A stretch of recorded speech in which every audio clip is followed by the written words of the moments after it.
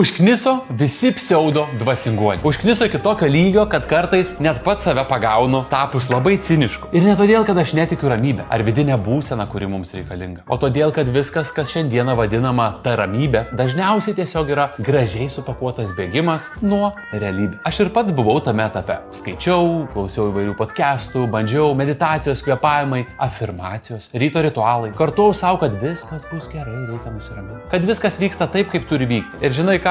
Viduje buvo dar daugiau įtampos. Nes realybė niekur nedingdavo. Ir tuo pačiu viduje jaučiau, kad kažkas blemba ne taip. Aš tapau ramesnis tik paviršiuje. Atrodžiau ramus. Viduje viskas tiesiog kaupėsi. Ir tada vieną dieną aš pratrūkau. Ir paradoksas toks, kad būtent tada pasijutau arčiau tikros ramybės. Ir jeigu tu irgi jautiesi taip, lyg būtum pavargęs nuo visų tų viskas bus gerai, nuo tų visų afirmacijų, kurios nifiga tau nepadeda, kur nereikia rinktis tarp jausmo ir proto, man ramybė be mąstymo yra neramybė. Tai tiesiog gražiai pakuotas bėgimas. Ir aš į tą cirką daugiau bilieto nebepirksiu.